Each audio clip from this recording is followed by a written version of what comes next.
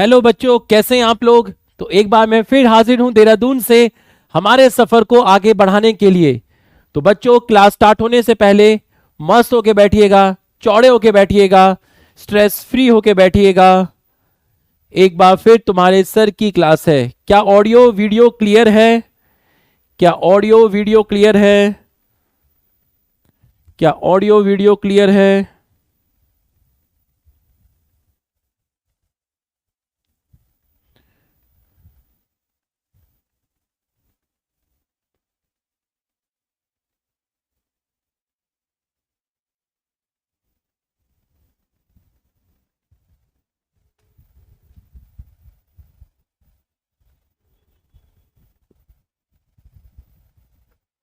हाँ,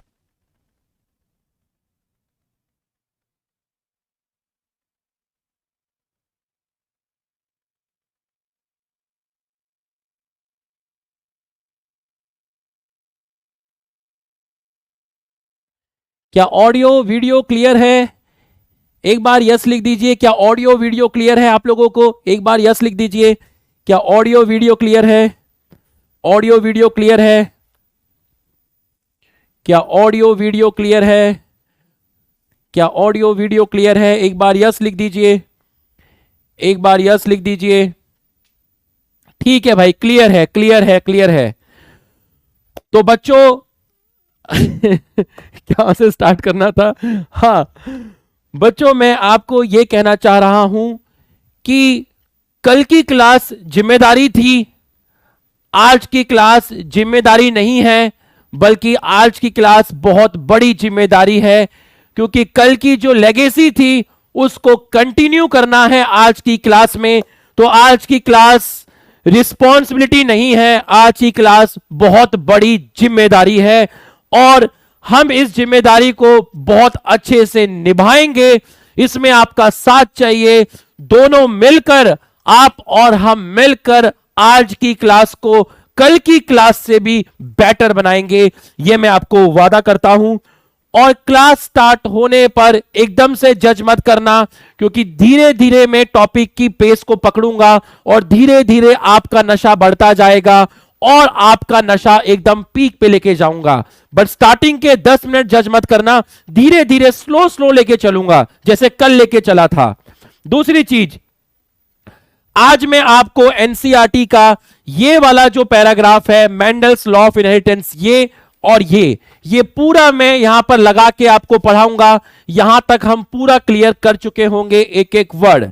उसके बाद जो नेक्स्ट टॉपिक है, इनहेरिटेंस ऑफ वन जीन, उस टॉपिक को मैं 50% कंप्लीट कर दूंगा। लेकिन आप उस टॉपिक को घर मत पढ़िएगा, जितना आज मैं आपकी नोटबुक पे पढ़ाऊंगा उतना पढ़िएगा। कल मैंने एक एक्स्ट्रा क्लास रखी है जिसमें मैं inheritance of one gene complete करा दूंगा और यहां तक जितना आपने पढ़ा इसके ऊपर बेस 35 न्यूमेरिकल क्वेश्चन आपको कराऊंगा। हमारे में भी न्यूमेरिकल होते हैं, हम भी करा देते हैं 2-4 न्यूमेरिकल। तो 35 न्यूमेरिकल क्वेश्चन, बेहतरीन बेहतरीन क्वेश्चन आपको कल की क्लास में कराए जाएंगे, ताकि जितना अभी तक आपने पढ़ा आप देख पाएंगे, समझ पाएंगे कि किस टाइप के क्वेश्चंस आते हैं। तो बच्चों, बिना टाइम वेस्ट किए अब मैं आपको पहले थोड़ा सा रिवाइज करा देता हूं। 2 चीजें हैं जो मुझे आपको इंपॉर्टेंट रिवाइज करानी है, ताकि मैं आपको नए उसमें ले जा सकूं। सबसे पहले तो मुझे आपको यह बताना है कि एक जीन की 2 फॉर्म थी। क्रोमोसोम पेयर में है, एक जीन की 2 फॉर्म है। एक फॉर्म को रिप्रेजेंट किया कैपिटल टी से, दूसरे को किया स्मॉल टी से। तो इस क्रोमोसोम में जो डीएनए है, उस डीएनए में जो सबसे छोटा डीएनए है वो जीन की एक फॉर्म है जिसको कैपिटल टी बोला।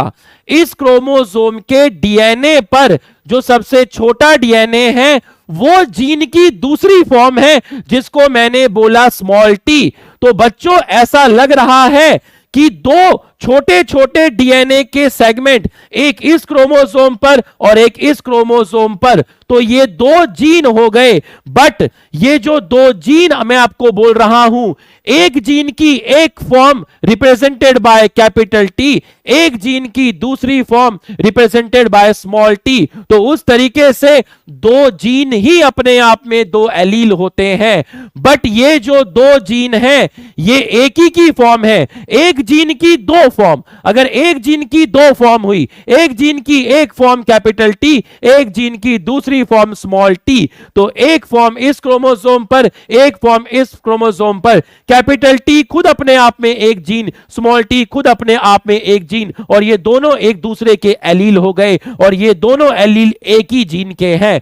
कैपिटल टी 12th क्लास का बच्चा था, स्मॉल टी 4th क्लास का बच्चा था। तो कैपिटल टी स्मॉल टी 12वीं का बच्चा, चौथी का बच्चा, मतलब कंडीशन हो गई हेट्रोजाइगस, कंडीशन हो गई हेट्रोजाइगस, कंडीशन हो गई हेट्रोजाइगस। बेटा अभी देख देख कैसे लोग हैं, कैसे लोग हैं, कैसे लोग हैं। अभी यहां मत लिखो नो एक्स्ट्रा क्लास, अभी ये समझ लो, अभी ये समझ लो, नहीं तो मैं चैट डिसेबल कर दूंगा। अभी मत लिखो, जब मैं तुम्हें समझा दूंगा, फिर जब मैं तुम्हें लिखने का समय दूंगा, तब तुम अपनी क्वेरी लिखना कि सर एक्स्ट्रा क्लास मत लो, ऑलरेडी इतनी सारी क्लासेस हो गई हैं, तब लिखना, अभी मत लिखो। देख मैं भी यहां फोकस कर रहा हूं, मैं चैट नहीं पढ़ूंगा, मैं ऐसे नहीं पढ़ाता यार, मैं एक टाइम में एक ही काम करता हूं। अभी नहीं, जब मैं लिखने का मौका दूंगा तब तुम लिखना उसमें, तब तुम सारी क्वेरी लिखना कि सर एक्स्ट्रा क्लास मत लो, सर बहुत वो हो जाता है, ये हो जाता है। मैं तुम्हारी सारी बातें सुनूंगा, अभी यहां पे फोकस करना। चैप्टर को मजाक मत लेना, एक क्लास खराब हुई चैप्टर पूरा हाथ से निकल जाएगा। मेरे को फोकस करने दो यार, मेरे को फोकस करने दो। अभी एक्स्ट्रा क्लास की बात बाद में करेंगे। एक 12वीं क्लास का बच्चा, एक चौथी क्लास का बच्चा, तो जीतेगा कौन? 12वीं क्लास का बच्चा। तो कैपिटल टी की वजह से टॉल आता था, स्मॉल टी की वजह से ड्वार्फ आता था। कैपिटल टी 12वीं क्लास का बच्चा था, स्मॉल टी 4th क्लास का बच्चा था। कैपिटल टी ताकतवर था, स्मॉल टी कमजोर था। ताकतवर को डोमिनेंट बोला था, कमजोर को रिसेसिव बोला था। तो कैपिटल टी और स्मॉल टी में कैपिटल टी की चलेगी, इसलिए यहां पर यह प्लांट टॉल होगा। कैपिटल टी दोनों 12वीं क्लास के बच्चे हैं, तो यहां टॉल आएगा। यहां स्मॉल टी और स्मॉल टी, यहां 12वीं क्लास का बच्चा नहीं है, यहां ड्वार्फ आएगा। जब दोनों जीन की दोनों फॉर्म सेम हो तो होमोजाइगस कंडीशन, ये कंडीशन भी होमोजाइगस, ये कंडीशन थी आपकी हेट्रोजाइगस। क्रोमोसोम पेयर में होते हैं, क्रोमोसोम में जो डीएनए होता है वो पेयर में होता है, जीन जो होता है वो पेयर में होता है, फैक्टर जो होता है वो पेयर में होता है, एलील जो होता है वो पेयर में होता है। यहां पर देखिए, एक जीन की दोनों फॉर्म, एक जीन की दोनों फॉर्म सेम है, इसको बोलते हैं होमोजाइगस। एक जीन की दोनों फॉर्म डिफरेंट है, इसको बोलते हैं हेट्रोजाइगस। एक जीन की दोनों फॉर्म सेम है, इसको बोलते हैं होमोजाइगस। तो ड्वार्फ तभी आएगा जब दो स्मॉल टी होंगे, बट टॉल तो तब भी आएगा जब एक कैपिटल टी हो या दो कैपिटल टी हो। दो कैपिटल टी होंगे टॉल होगा, एक कैपिटल टी और स्मॉल टी में सर टॉल क्यों आया? क्योंकि कैपिटल टी 12वीं क्लास का बच्चा है, स्मॉल टी चौथी क्लास का बच्चा है। कैपिटल टी ताकतवर है, स्मॉल टी कमजोर है। तो ड्वार्फ आने के लिए दोनों ही कमजोर होने चाहिए, तभी आपका ड्वार्फ आएगा। If both capital T and small T together, which allele will express? Capital T express, और कैपिटल टी की वजह से जो ट्रेट आती थी वो आती थी आपकी टॉल। कैपिटल टी की वजह से फैक्टर, फैक्टर जो होता है वो जीन को बोलते हैं। मेंडल ने फैक्टर बोला था, जॉनसन ने जीन बोला था। मेंडल ने फैक्टर बोला था, जॉनसन ने जीन बोला था। यहां पर देखिए डोमिनेंट एलील क्या है, डोमिनेंट एलील क्या है? 12वीं क्लास का बच्चा, the allele which can also express in presence of non identical allele. Dominant allele वो एलील है जो अपने आप को नॉन आइडेंटिकल एलील की प्रेजेंस में एक्सप्रेस कर सकता है। Dominant allele also express in presence of identical allele. Dominant allele तब भी एक्सप्रेस करेगा जब उसके बाजू में खुद आइडेंटिकल एलील डोमिनेंट होगा। मतलब डोमिनेंट एलील अपने जैसे एलील की प्रेजेंस में भी एक्सप्रेस कर सकता है, अपने नहीं जैसे एलील की प्रेजेंस में भी कर सकता है। नॉन आइडेंटिकल की फॉर्म में भी डोमिनेंट एलील एक्सप्रेस करेगा, आइडेंटिकल फॉर्म में भी डोमिनेंट एक्सप्रेस करेगा। Recessive allele which express only in presence of identical allele. मतलब रिसेसिव एलील तभी अपने आप को एक्सप्रेस करेगा जब बाजू वाले क्रोमोसोम पर भी रिसेसिव एलील होगा। इसका मतलब रिसेसिव एलील सिर्फ होमोजाइगस कंडीशन में एक्सप्रेस करता है, बट डोमिनेंट एलील होमोजाइगस में भी करेगा, हेट्रोजाइगस में भी करेगा। डोमिनेंट एलील होमोजाइगस में भी करेगा, हेट्रोजाइगस में भी करेगा। यह मैंने आपको कल बताया था। Dominant allele can only express in presence of its identical allele. यह आपका फॉल्स हो गया क्योंकि नॉन आइडेंटिकल एलील की फॉर्म में भी एक्सप्रेस करता था। यह मैंने आपको कल बताए थे। अब आप ध्यान से समझिएगा, ध्यान से समझिएगा, पूरा का पूरा फोकस करिएगा, पूरा। अरे मेरे नन्हे नन्हे मुन्ने मुन्ने मेरे छोटे छोटे प्यारे प्यारे बच्चों, अभी ना मास्टर जी पढ़ा रहे हैं तो अभी आप यहाँ पे फोकस करो। जब आपको लिखने का समय दूंगा तब आप उसमें लिख देना, है ना। कि सर एक्स्ट्रा क्लास मत लो, 2 बजे से क्लास होती है, हम थक जाते हैं। मैं आपकी सारी प्रॉब्लम सुनूंगा और मिलकर डिसीजन लेंगे। समझ गए? मिलकर डिसीजन ले गए, है ना। जबरदस्ती नहीं किया जाएगा, ठीक है। लेकिन अभी आप यहाँ पे पढ़ लो, बहुत सारा फोकस करना पड़ता है। यहां पर देखो, अब ये मेरा घर था, मेरे घर में मटर का टॉल प्लांट लगा था। मेरे घर में मटर के जो प्लांट लगा था उसमें फ्लावर की पोजीशन एक्सियल थी। मेरे घर में जो मटर का प्लांट लगा था उस पे जो मटर आती थी, उस मटर के छिलके का जो कलर था वो ग्रीन था, वो ग्रीन था। मेरे घर में जो मटर आती थी, जो मेरे घर में मेरे प्लांट पे जो मटर आती थी वो एकदम फुल थी, उसमें बीच में ऐसे कॉन्स्ट्रिक्शन नहीं था। मेरे घर में जो मटर का प्लांट था उसमें फ्लावर का कलर वायलेट था। मेरे घर में जो मटर आती थी, जो सीड में खाता था, जो मैं आलू टमाटर के साथ मटर बनाता था, वो मटर येलो कलर की दिखती थी। मेरे घर में जो मटर आती थी प्लांट पे वो राउंड शेप की दिखती थी। और मेरे पड़ोसी के घर में wrinkled green, white, constricted yellow, terminal dwarf. ये जो है, जो मेरे घर में है, ये सब डोमिनेंट ट्रेट है। जो मेरे घर में है ये सब डोमिनेंट ट्रेट है। डोमिनेंट ट्रेट को एक्सप्रेस करने के लिए टॉल कब आया था? टॉल होमोजाइगस कंडीशन में भी आया था, टॉल हेट्रोजाइगस कंडीशन में भी आया था।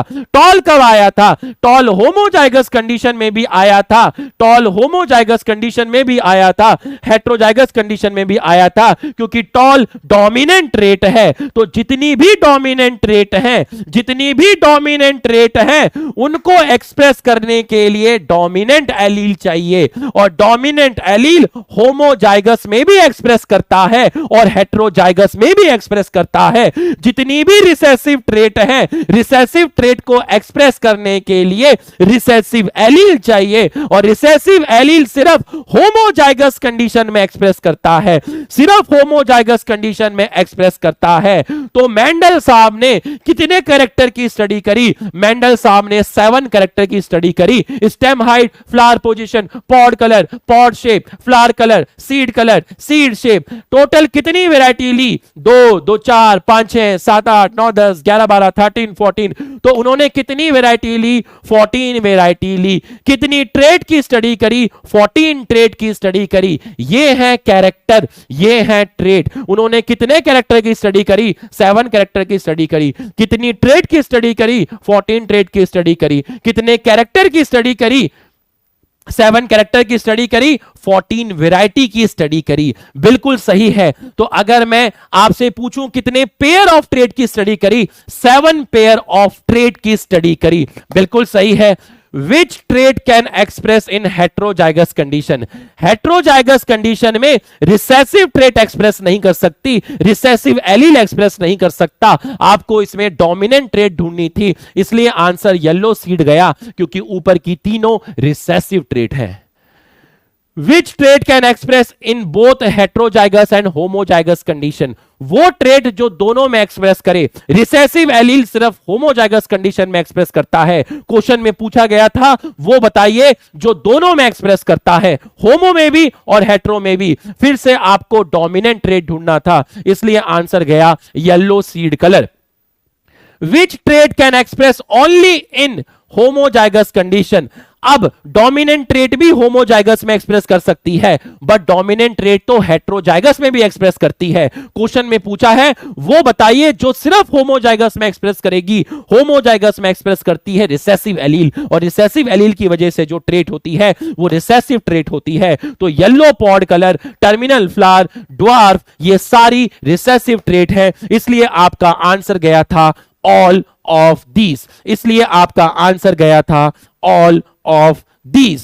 तो बच्चों फिर मैंने आपको एक लाइन बताई थी जो भी समझाई नहीं थी, जो मैंने आपको डायरेक्ट बताई थी कि जनरली एक जीन एक ही कैरेक्टर कंट्रोल करता है, एक जीन एक ही कैरेक्टर कंट्रोल करता है, बट कभी कभी एक जीन एक से ज्यादा कैरेक्टर को कंट्रोल कर सकता है। अगर एक जीन एक से ज्यादा कैरेक्टर को कंट्रोल करे, इसको बोलते हैं प्लियोट्रॉपी, जो मैं इस चैप्टर में एग्जाम्पल देके आपको आगे पढ़ाऊंगा, अभी नहीं पढ़ाऊंगा, इसलिए मैंने लिखा था बाद में और कहा था ये डेफिनेशन याद कर लेना। अभी मैंने डेफिनेशन समझाई नहीं है, क्योंकि हर चीज का एक समय होता है। जब चैप्टर अपनी पीक पे जाएगा, जब समय आएगा तो आपको अपने आप पता चल जाएगा, गर्मी थोड़ी बढ़ जाएगी, आपको पता चल जाएगा कि प्लियोट्रॉपी का आने का समय हो गया है। तब तक सिर्फ इतना याद रखना कि प्लियोट्रॉपी में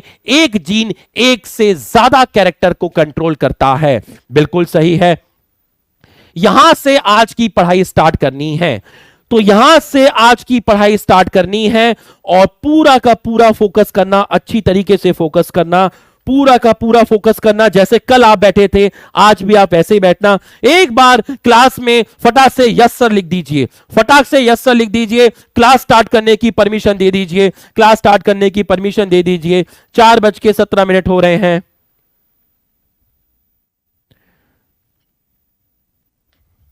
ठीक है, 4:17 हो गए हैं। जल्दी से। और एक रिक्वेस्ट और है, मुझे 2-3 स्लाइड पढ़ाने देना, उसके बाद मैं आपको लिखने का मौका दूंगा, क्योंकि मैं एकदम कॉन्सेप्ट में डूब जाऊंगा। उस टाइम अगर मैं आपको एक स्लाइड के बाद रोकूंगा, आप लिखोगे तो मेरा मोमेंटम ब्रेक हो जाएगा और आपका मोमेंटम भी ब्रेक हो जाएगा, आपको उतना मजा नहीं आएगा। मुझे 3-4 स्लाइड कॉन्टिन्यूअसली करने देना, फिर मैं आपको 10 मिनट का टाइम दे दूंगा लिखने के लिए। ठीक है भाई, इसको दिल पे मत लेना।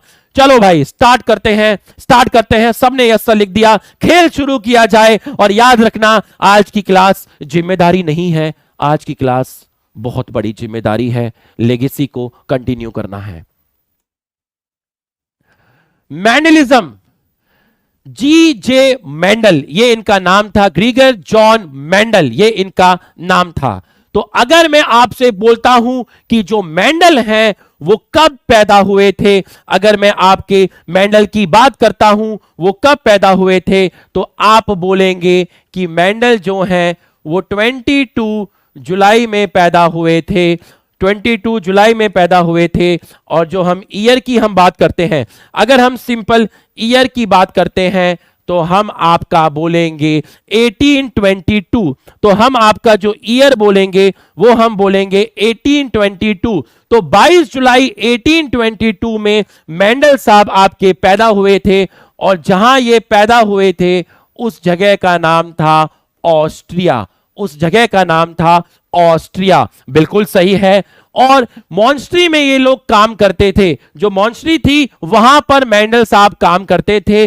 और इन्होंने जिस प्लांट पे काम किया था उस प्लांट का नाम था गार्डन पी, उस प्लांट का नाम था गार्डन पी। और इसका जो साइंटिफिक नेम होता है वो होता है पाइसम सेटाइवम। तो इसका जो साइंटिफिक नेम होगा वो होगा पाइसम सेटाइवम। बिल्कुल सही है। हाउ मेनी ईयर्स, इन्होंने जो काम किया था वो 7 ईयर्स तक किया था, 7 साल तक काम किया था और 1856 में इन्होंने काम स्टार्ट किया था। He started experiment in 1856, experiment work till 1856 से इनका जो काम चला था वो 1863 तक चला था। तो 1856 से 1863 तक इनका काम चला था। तो 1856 से 1863 तक इनका काम चला था। तो इनको साइंटिस्ट बोला जाता है 19th सेंचुरी। तो इनको जो साइंटिस्ट बोला जाता है वो 19th सेंचुरी के साइंटिस्ट बोला जाता है। He Mendel work publish by name of paper. मान लो मैंने कोई खोज की और मुझे अपना काम पब्लिश करना है टाइम्स ऑफ इंडिया के अंदर, तो मेरा काम जब टाइम्स ऑफ इंडिया में पब्लिश होगा तो मेरा जो काम है, जैसे मान लीजिए ये पेपर है, ये पेपर है, इस पेपर में मेरा काम लिखा हुआ है, तो भाई इस पेपर की कोई हेडिंग तो होगी ना।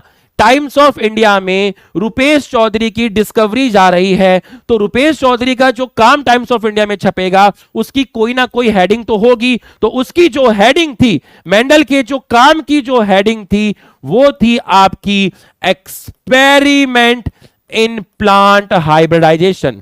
Experiment in plant hybridization, experiment in plant hybridization. बिल्कुल सही है। कितनी वैरायटी ली थी? 14 वैरायटी ली थी। कितने कैरेक्टर स्टडी किए थे? 7 किए थे। टोटल कॉन्ट्रास्टिंग ट्रेड कितनी थी? 14 थी। Total pair of contrasting trade कितनी हो गई? 7 हो गई, क्योंकि एक पेयर में 2 ट्रेड हो गई, तो टोटल ट्रेड कितनी हो गई? 14 हो गई। How many chromosome control this 7 character? अब आप यहां पर देखिए, ध्यान से देखिए, मटर के अंदर, पी प्लांट के अंदर, पी प्लांट के अंदर, मटर के अंदर आपके 14 क्रोमोसोम हैं। मटर के अंदर आपके 14 क्रोमोसोम हैं। तो टॉल प्लांट की हाइट को कंट्रोल करने वाला जीन मटर प्लांट में जिस क्रोमोसोम पे था उस क्रोमोसोम का नंबर था 4th। फ्लावर की पोजीशन को कंट्रोल करने वाला जीन मटर प्लांट में जिस क्रोमोसोम पे था उसका नंबर था 4th। पॉड कलर को कंट्रोल करने वाला जीन मटर प्लांट के जिस क्रोमोसोम पे था उसका नंबर था 5th। पॉड शेप को कंट्रोल करने वाला जीन मटर प्लांट के जिस क्रोमोसोम पे था उसका नंबर था 4th। फ्लावर कलर को कंट्रोल करने वाला जीन मटर प्लांट के जिस क्रोमोसोम पे था उसका नंबर था 1st। सीड कलर को कंट्रोल करने वाला जीन मटर प्लांट के जिस क्रोमोसोम पे था उसका नंबर था 1st। सीड शेप को कंट्रोल करने वाला जीन मटर प्लांट के जिस क्रोमोसोम पे था उसका नंबर था 7। तो मुझे लिख के बताइए the 7 character present on how many different chromosome? How many different chromosome? These 7 character present on. These 7 character present on. How many different type of chromosome? लिख के बताइए. How many different type of chromosome shows 7 character? How many different types of chromosome shows 7 character? कितने different type के chromosome थे जो 7 character show करते थे? जो 7 character show करते थे? जो 7 character show करते थे? 4 4 4 4। बिल्कुल सही, बिल्कुल सही। एक 1 है, एक 4 है, एक 5 है, एक 7 है। तो टोटल क्रोमोसोम कितने हो गए? 4। टोटल क्रोमोसोम कितने हो गए? 4। टोटल को यही मांगता है साला, यही मांगता है, सारे जाएंगे नीट में। 1 4 5 7। तो एक क्रोमोसोम हो गया 1, एक हो गया 4, एक हो गया 5 और एक हो गया 7। इसका मतलब how many chromosome control the 7 character? तो एक हो गया आपका 1, एक हो गया 4, एक हो गया 5, एक हो गया 7। तो टोटल क्रोमोसोम कितने हो गए आपके? 4 chromosome, 4 different chromosome, 4 different chromosome. बिल्कुल सही है, बिल्कुल सही है। एक ट्रेट डोमिनेंट थी और एक ट्रेट आपकी रिसेसिव थी। तो डोमिनेंट और रिसेसिव अपन में कॉन्ट्रास्टिंग ट्रेट है। कॉन्ट्रास्टिंग। जैसे मैंने बोला ट्रू, मैंने बोला फॉल्स, मैंने बोला टॉल, मैंने बोला dwarf. Tall, dwarf, round, wrinkled, yellow, green. तो कैसी ट्रेट हो गई? कॉन्ट्रास्टिंग ट्रेट हो गई। मैं लिखने का समय दूंगा, मुझे थोड़ा सा अभी शरीर गर्म है, मैं पढ़ा रहा हूं पूरा का पूरा, मुझे थोड़ा सा पढ़ाने दो, मैं लिखने का समय दूंगा, पूरा लिखने का समय दूंगा, घबराना मत। Full pod shape, constructed pod shape, green pod shape, ये क्वेश्चन है। How many trait express in both homozygous and heterozygous condition. मतलब आप इसमें कौन सी ट्रेट ढूंढेंगे? पहला क्वेश्चन करने के लिए आप कौन सी ट्रेट ढूंढेंगे? डोमिनेंट। तो आप मुझे बताइए फुल पॉड कैसा होता है? डोमिनेंट होता है। कंस्ट्रिक्टेड कैसा होता है? रिसेसिव होता है। ग्रीन पॉड कलर डोमिनेंट होता है, येलो पॉड कलर रिसेसिव होता है, ग्रीन सीड कलर रिसेसिव होता है, येलो सीड कलर डोमिनेंट होता है, रिंकल सीड रिसेसिव होते हैं, राउंड सीड डोमिनेंट होते हैं, सीड शेप ड्वार्फ जो होता है वो रिसेसिव होता है और टॉल जो होता है वो डोमिनेंट होता है। How many trait express in both homozygous और हेट्रोजाइगस कंडीशन। इनमें से कितनी ट्रेट हैं जो होमोजाइगस और हेट्रोजाइगस दोनों में एक्सप्रेस कर सकती है? मतलब आपको डोमिनेंट ट्रेट काउंट करनी है। 1 2 3 4 5। मेरा भी 5 आया, मेरा भी 5 आया, तुम्हारा भी 5 आया, मेरा भी 5 आया। मैंने तुमसे मैच किया, मेरा भी सही है, मेरा भी सही है, मेरा भी सही है। मैं first. 5। How many trait can express in homozygous condition? How many trait can express in homozygous condition? Homozygous condition में डोमिनेंट ट्रेट भी एक्सप्रेस कर सकती है और रिसेसिव ट्रेट भी एक्सप्रेस कर सकती है।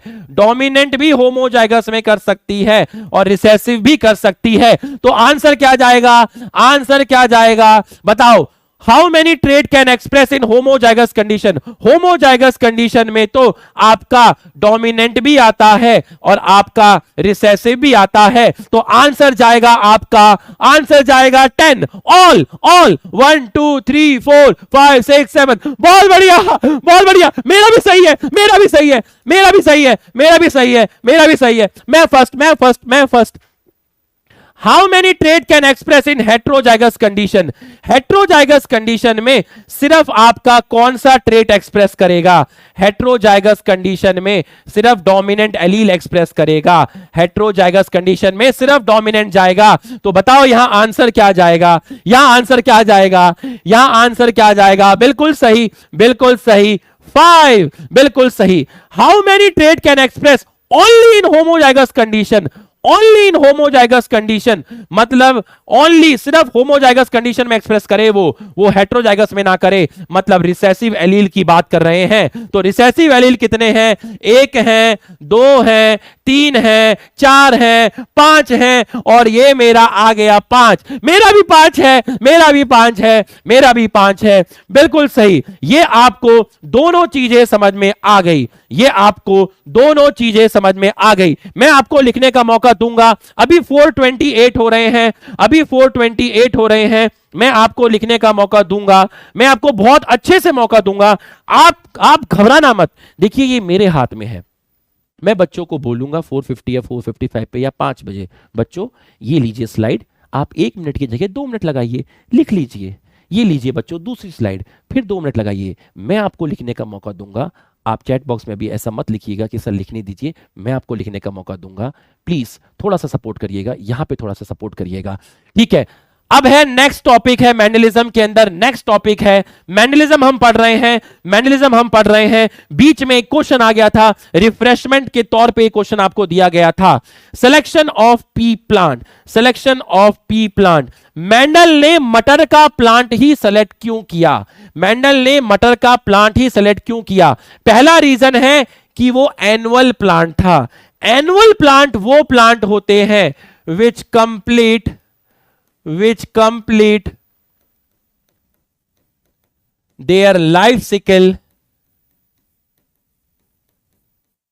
in 1 year। जो 1 साल के अंदर एक साल नहीं, एक साल के अंदर, वो चाहे 5 महीने हो या 6 महीने हो या 7 महीने हो या 8 महीने हो, 2 महीने हो या 3 महीने हो, जो अपनी लाइफ साइकिल एक साल के अंदर कंप्लीट कर ले उसको एनुअल प्लांट बोलते हैं। तो इसकी जो लाइफ साइकिल होती है वो 3 से 4 मंथ की होती है।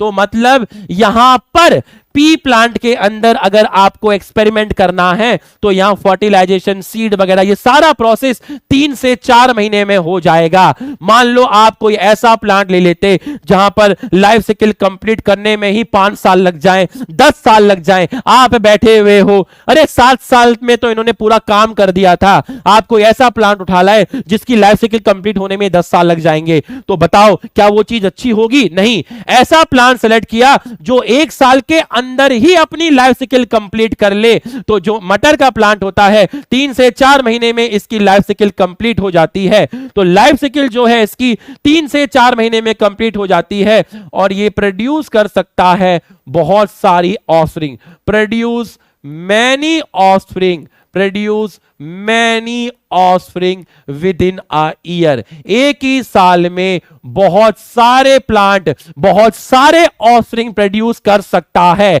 तो इसकी लाइफ साइकिल जो है वो 3 से 4 महीने की है। मतलब जिनकी लाइफ साइकिल 1 साल के अंदर आती है उन प्लांट को बोलते हैं एनुअल प्लांट। और जो पी होता है वो बाइसेक्सुअल होता है, तो इसके अंदर नेचुरल सेल्फ पॉलिनेशन मिलता है। ये बाइसेक्सुअल होता है, मतलब इसके अंदर स्टैमन भी होगा और इसके अंदर पेस्टिल भी होगा। इसके मतलब भगवान ने इसके अंदर नेचुरल सेल्फ पॉलिनेशन दिया है। We can't attend extra class due to backlog. हाँ मैं सुनूंगा, अभी सुनूंगा, अरे मैं सुनूंगा, अभी अपन पढ़ते हैं, मैं अभी सुनूंगा। ठीक है, यहां पर देखिए बाइसेक्सुअल, बाइसेक्सुअल मैं सुनूंगा। यहां पर देखिए bisexual. So natural self pollination इसके अंदर पॉसिबल है, नेचुरल सेल्फ पॉलिनेशन इसके अंदर पॉसिबल है। बिल्कुल सही है। अब आप मुझे ये बताइए, क्या आप मटर के प्लांट के अंदर स्टेमन भी है और पिस्टिल भी है? आप मुझे बताइए, क्या आप मटर के अंदर क्रॉस पॉलिनेशन करवा सकते हैं? भगवान ने इसके अंदर नेचुरल सेल्फ पॉलिनेशन दिया है। क्या आप इमेस्कुलेशन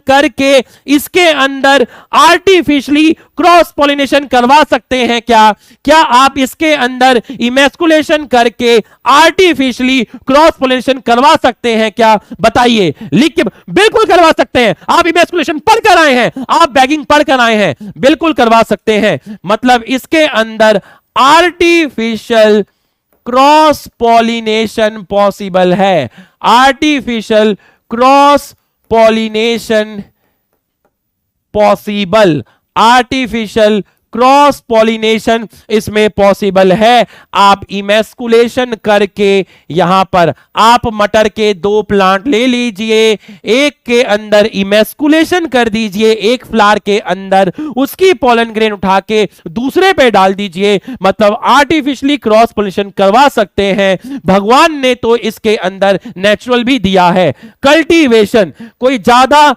इसकी पूर्ति नहीं है, कोई ज्यादा रिक्वायरमेंट न्यूट्रिशन की नहीं है, 3 से 4 महीने में लाइफ साइकिल कंप्लीट हो जाती है। इसका मतलब ये जो प्लांट है ये इजी टू कल्टीवेट है, ये जो प्लांट है ये इजी टू कल्टीवेट है। यहां तक पढ़ाया हुआ समझ में आया तो यस लिखिए, यहां तक पढ़ाया हुआ समझ में आया तो यस लिखिए, फटाक से यस लिखिए। अगर यहां तक पढ़ाई समझ में आई तो फटाक से यस लिखिए। लिखने का मौका दिया जाएगा, 5 बजे आपको लिखने का मौका दिया जाएगा। सारी स्लाइड बैक की जाएंगी और जब आप लिख रहे होंगे तो मैं उसको दोबारा से रिवाइज करवाऊंगा, यहां तक आपको समझ में आ गया है। Reason for Mendel success, Mendel ने अपने काम को लोगों के सामने इंट्रोड्यूस कराया, कुछ मैथमेटिकल टूल यूज करके और स्टैटिस्टिक्स। तो पहली बार मेंडल ने statistics and mathematical tool use किए, जिसकी वजह से उसको अपना काम लोगों को बताना इजी हुआ क्योंकि उसके पास कुछ मैथमेटिकल टूल्स थे। तो फर्स्ट टाइम मेंडल ने फर्स्ट टाइम क्या यूज किया था? फर्स्ट टाइम जो मेंडल हैं उन्होंने यूज किया था आपका स्टैटिस्टिक्स। तो ये याद रखना, स्टैटिस्टिक्स और मैथमेटिकल टूल की हेल्प से उनको अपना काम फॉर्मुलेट करना आसान हुआ। तो सबसे पहले उन्होंने मेंडल ने स्टैटिस्टिक्स और मैथमेटिकल टूल यूज किए, जिसकी वजह से उन्हें अपना काम एक जगह पर इकट्ठा करना, एक जगह पर फॉर्मुलेट करना उनको इजी हुआ। दूसरा he kept record of his work. He kept record of his work and experiment. उन्होंने जितना भी काम किया, उन्होंने जितने भी एक्सपेरिमेंट किए, उसका प्रॉपर रिकॉर्ड मेंटेन रखा, उन्होंने प्रॉपर उसका रिकॉर्ड मेंटेन करा। तो बच्चों अब बात को समझिएगा, इन्होंने कोई एक प्लांट पे काम नहीं किया कि मटर का एक प्लांट ले लो और उसके ऊपर काम करो। इन्होंने जो एक प्लांट पे काम किया, इन्होंने करीब 1000 मटर के प्लांट लिए, करीब 1000 मटर के प्लांट लिए। तो पहले मटर के प्लांट पे जो इन्होंने एक्सपेरिमेंट किया, वही एक्सपेरिमेंट दूसरे मटर के प्लांट पे किया, वही 100वें मटर के प्लांट पे किया, वही 150 वाले पे किया, वही 500 वाले मटर पे किया, वही 1000 पे किया। तो ये जिस भी मटर के प्लांट पर एक्सपेरिमेंट करते थे, रिजल्ट सेम आता था। ये जिस भी मटर के प्लांट पे एक्सपेरिमेंट करते थे, हर बार रिजल्ट सेम आता था। मतलब रिजल्ट तुक्के में नहीं आया, रिजल्ट तुक्के में नहीं आया। तो बताइए, इनका जो सैंपलिंग साइज था, सैंपलिंग साइज का मतलब होता है, मान लो ऐसा मान लीजिए कि मैं सिर्फ 10 या 15 मटर के प्लांट पे काम कर रहा हूं। लेकिन अगर मैं 1000 मटर के प्लांट पे काम कर रहा हूं, अगर मैं 1000 मटर के प्लांट पे काम कर रहा हूं, जो इस लेक्चर में अभी आके बैठे हैं वो शटर गिरा दें और अपने घर पे कंबल डालें और सो जाएं। हवा भी नहीं चलेगी, हो सकता है डिप्रेशन में भी जा सकता है ना। रात में अजीब अजीब सी हरकतें करेगा, ऐसे रोटी को देखेगा, फिर रोटी को ऐसे घुमाएगा, मानसिक संतुलन बिगड़ सकता है।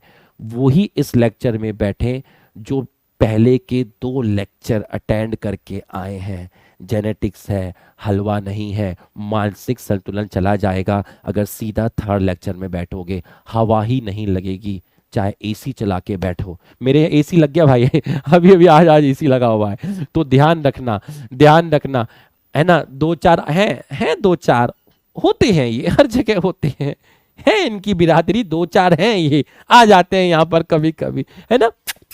नहीं बेटा, है ना, नहीं ऐसे नहीं करते, है ना, ऐसे नहीं करते। तू तो कितना प्यारा बच्चा है? तुझे गोवा भेजूंगा टिकट करा के बेटा, इंडिगो की फ्लाइट में, ठीक है। आजा बेटा, यहां पर देखिएगा, अगर मैं कहूं कि मुझे मटर के ऊपर एक्सपेरिमेंट करना है, मैं अपने घर में एक लैब है और मटर के ऊपर एक्सपेरिमेंट करना चाहता हूं। मैंने 10 प्लांट पे एक्सपेरिमेंट किया, मुझे हर बार एक ही रिजल्ट मिला।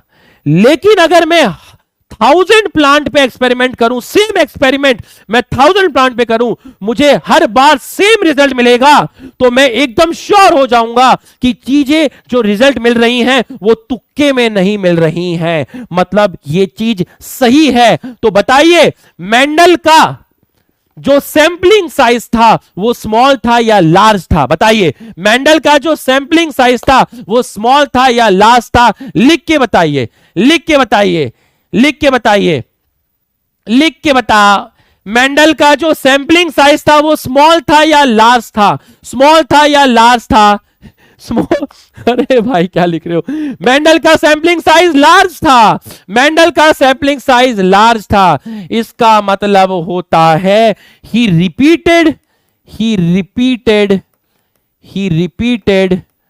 सेम एक्सपेरिमेंट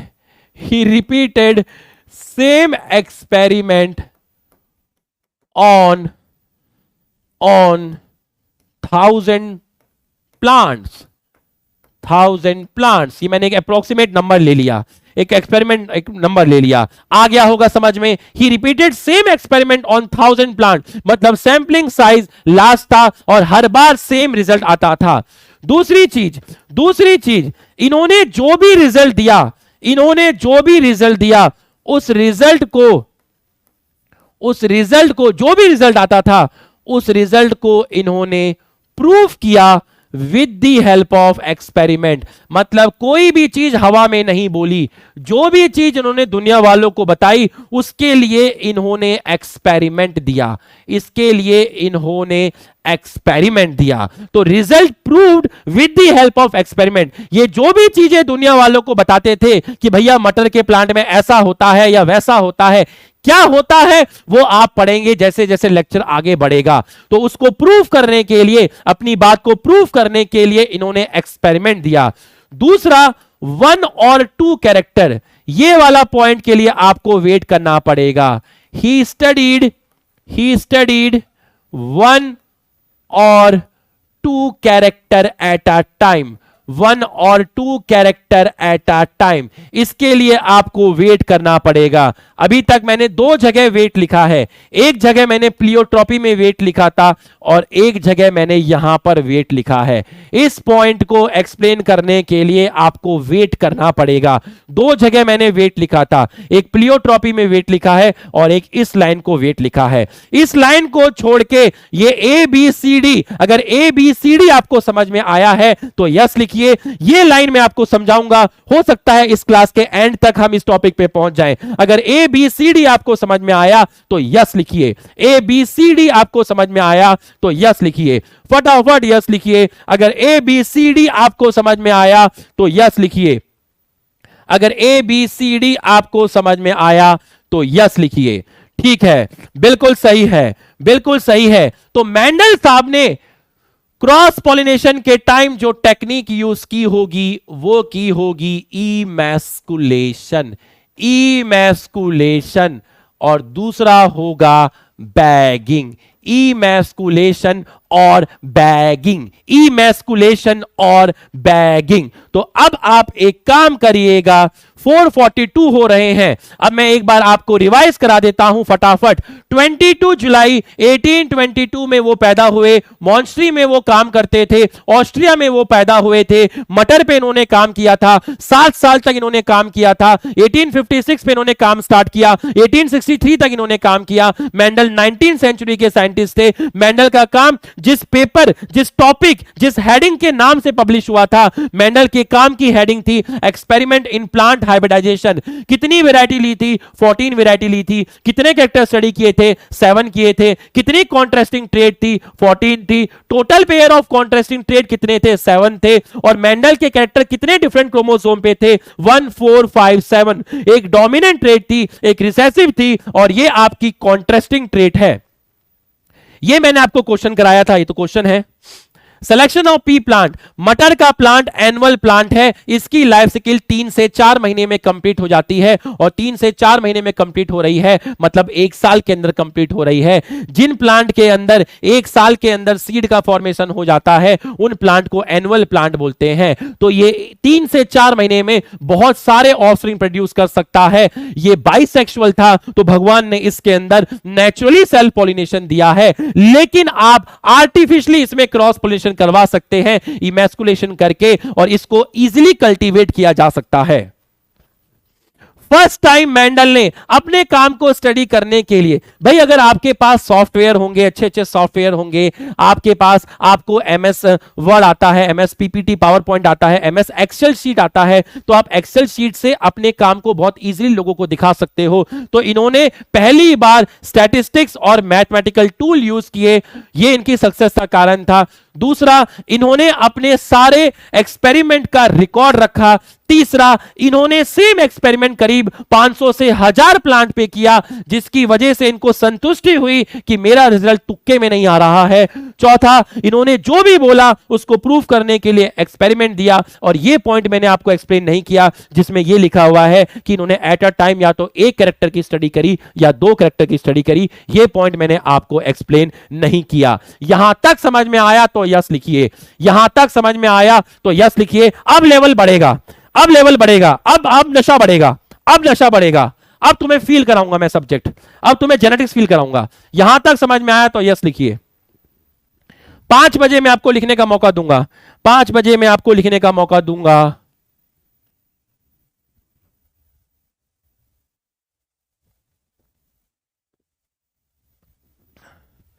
पांच बजे मैं आपको लिखने का मौका दूंगा, ठीक है? सब लिखने का, पूरा अच्छे से लिखने का मौका दूंगा। डोमिनेंट एंड रिसेसिव, ध्यान से समझिएगा, ध्यान से समझिएगा।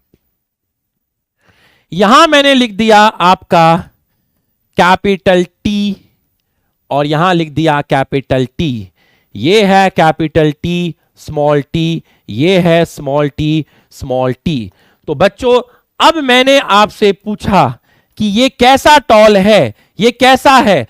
पहला ये है आपका होमोजाइगस टॉल और ये कैसा है? ये है आपका डोमिनेंट, बिल्कुल सही है। दूसरा आपका है हेट्रोजाइगस टॉल, दूसरा है आपका हेट्रोजाइगस टॉल। और ये प्लांट भी, ये कंडीशन कैसी है? ये कंडीशन भी डोमिनेंट है, क्योंकि क्लास 12th का बच्चा जीतेगा, 4th का बच्चा एक्सप्रेस नहीं करेगा। और जो ये कंडीशन है आपकी, ये कंडीशन है आपकी homozygous, homozygous dwarf, homozygous dwarf. और ये जो कंडीशन है आपकी, ये कंडीशन है आपकी रिसेसिव, बिल्कुल सही है। अब ध्यान से समझिएगा, आपसे पूछा कि ट्रू ब्रीडिंग क्या है, आपसे पूछा कि ट्रू ब्रीडिंग क्या है। बच्चों शादी करवाने के लिए एक मेल चाहिए और एक फीमेल चाहिए। ऐसे ही प्लांट में शादी करवाने के लिए आपके पास एक मेल पेरेंट होना चाहिए और आपके पास एक फीमेल पेरेंट होना चाहिए। भैया शादी करवाने के लिए एक मेल चाहिए, एक फीमेल चाहिए, और प्लांट के अंदर भी शादी करवाने के लिए एक मेल पेरेंट चाहिए और एक फीमेल पेरेंट चाहिए। तो बच्चों जो पेरेंट लिए जाते हैं, जो पेरेंट लिए जाते हैं, वो हमेशा, ऐसा रूल है, ऐसा रूल है, जो पेरेंट लिए जाते हैं शादी करवाने के लिए वो होमोजाइगस होने चाहिए। वो मतलब यहां पर कैपिटल टी है, अगर ये कैपिटल टी है तो यहां कैपिटल टी होगा, और फीमेल में हम स्मॉल टी और स्मॉल टी कंसीडर करते हैं। तो ये मेल पेरेंट है, मेल में कैपिटल टी, फीमेल में स्मॉल टी, दोनों कंडीशन होमोजाइगस है। What is true breeding? True breeding का मतलब होता है होमोजाइगस कंडीशन, होमोजाइगस कंडीशन को बोलते हैं ट्रू ब्रीडिंग। जब भी शादी करवानी होती है प्लांट की तो आप होमोजाइगस टॉल लेंगे और होमोजाइगस ड्वार्फ लेंगे। तो ये कैसा है? आपने बड़े और छोटे प्लांट के बीच में शादी करवानी है, तो ये प्लांट कैसा है? ये प्लांट है आपका होमोजाइगस टॉल। आपको बड़े और छोटे प्लांट के बीच में शादी करवानी है, आपको छोटे और बड़े प्लांट के बीच में शादी करवानी है। शादी करवा के क्या होगा सब बताया जाएगा। तो ट्रू ब्रीडिंग मतलब होता है होमोजाइगस कंडीशन। बताइए, ए स्टेटमेंट बताइए ट्रू है या फॉल्स है? Heterozygous condition represent true breeding, true और फॉल्स बताइए। Heterozygous condition represent true breeding, बताइए। और ट्रू ब्रीडिंग को ही आप बोलते हैं, ट्रू ब्रीडिंग को ही आप बोलते हैं प्योर। बताइए, heterozygous condition represent true breeding, true है या फॉल्स है? बताइए, ट्रू है या फॉल्स है? बिल्कुल सही है, फॉल्स है, फॉल्स है, फॉल्स है। Homozygous condition represent true breeding, ये आपका ट्रू है, ये आपका ट्रू है। Capital T and small T represent true breeding, बताइए क्या होगा? Capital T small T true है, capital T small T is true breeding, नहीं ये फॉल्स है, ये फॉल्स है। तो ट्रू ब्रीडिंग जो होते हैं वो होमोजाइगस कंडीशन होते हैं, होमोजाइगस कंडीशन होते हैं। अच्छे से समझ में आ गया होगा, अच्छे से अच्छे से समझ में आ गया होगा। यहां तक अगर समझ में आया है तो एक बार सभी लोग यस सर लिख दीजिए। यहां तक समझ में आया है तो सभी लोग यस सर लिख दीजिए। देखो थोड़ा सा लेवल बढ़ा, अब और बढ़ेगा। यहां तक समझ में आया तो सभी लोग यस सर लिख दीजिए, फटाफट यस सर लिख दीजिए। अगर यहां तक आपको समझ में आया है तो यस सर लिख दीजिए, फटाफट यस सर लिख दीजिए। इसकी टेंशन मत लेना कि सर ने लिखने का समय नहीं दिया, टेंशन इस चीज की लेना कि समझ में आया या नहीं आया। लिखने का समय दूंगा, मेरे हाथ में है। 5:30 तक क्लास है, मैं तुम्हें समय दूंगा, मैं तुम्हें समय दूंगा। तुम इसकी चिंता मत करना, कोशिश करना कि समझ में पूरा आ जाए। अब अगले 10 मिनट सबसे इंपॉर्टेंट 10 मिनट है। इस क्लास के सबसे इंपॉर्टेंट 10 मिनट हैं अभी। इस क्लास के सबसे इंपॉर्टेंट 10 मिनट हैं अभी। पूरा फोकस करना। इस स्लाइड के बाद नशा एकदम पीक पे बढ़ जाएगा, तुम मेरे फैन बन जाओगे। इस स्लाइड के बाद पूरा फोकस करना, पूरा फोकस करना। Let's talk about gamete. ये सब तुम मैंडलिज्म में पढ़ रहे हो, ये सब तुम मैंडलिज्म में पढ़ रहे हो, ये सब तुम मैंडलिज्म के अंदर पढ़ रहे हो, मैंडल के बारे में पढ़ रहे हो। अब मैं तुम्हें गैमेट का आइडिया दूंगा।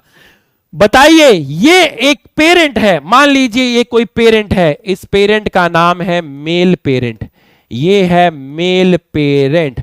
बताइए कितना पेयर है क्रोमोसोम। मैंने आपको बताया था कि क्रोमोसोम पेयर में होते हैं। बताइए कितने पेयर हैं क्रोमोसोम के।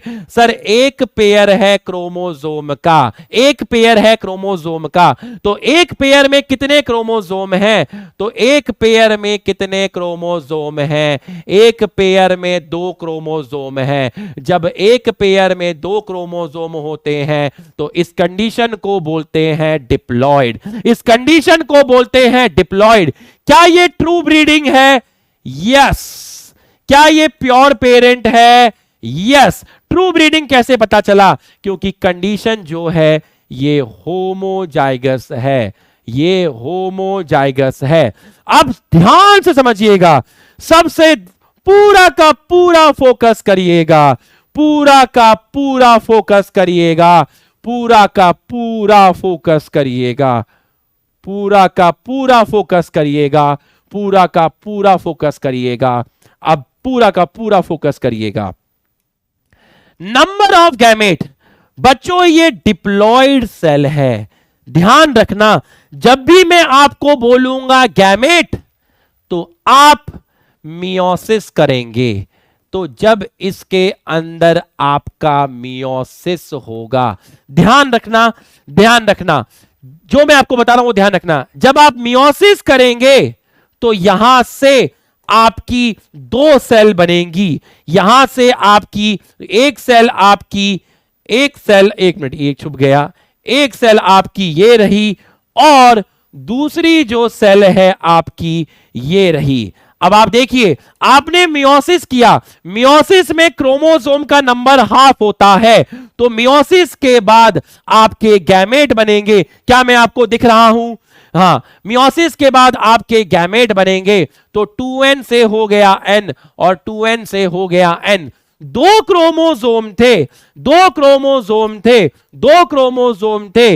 ये पेरेंट है, ये प्लांट है। अब एक गैमेट में, गैमेट क्या है? सेल है।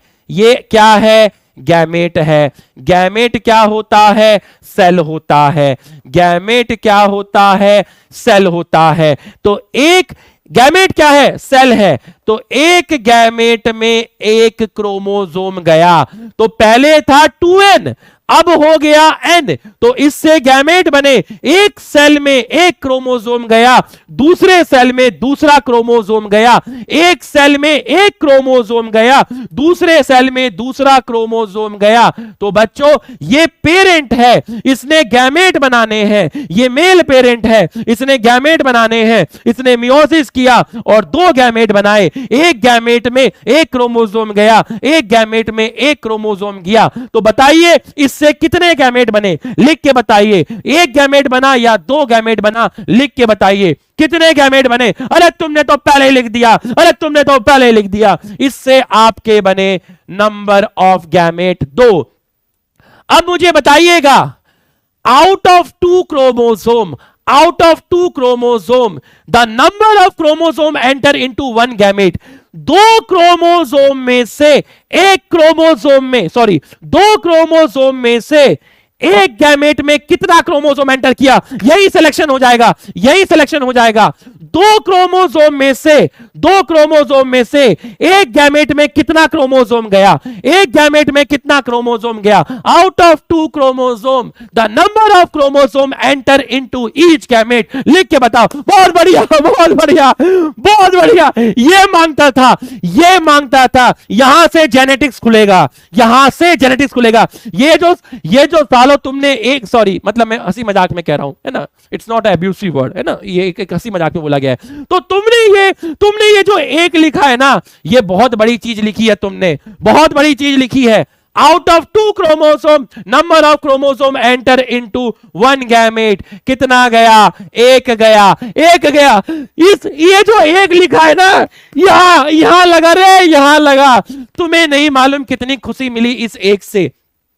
Out of two chromosome number of chromosome enter into one gamete one. अगर एक गया तो सबसे ज्यादा खुशी दे दो, सबसे ज्यादा खुशी दे दो। बताओ एक के अंदर कितना एलील गया, एक गैमेट में कितना एलील गया, सबसे ज्यादा खुशी दे दो। एक गैमेट में कितना एलील गया, एक गैमेट अपने आप में सेल है, और खुशी दे दो, और खुशी दे दो।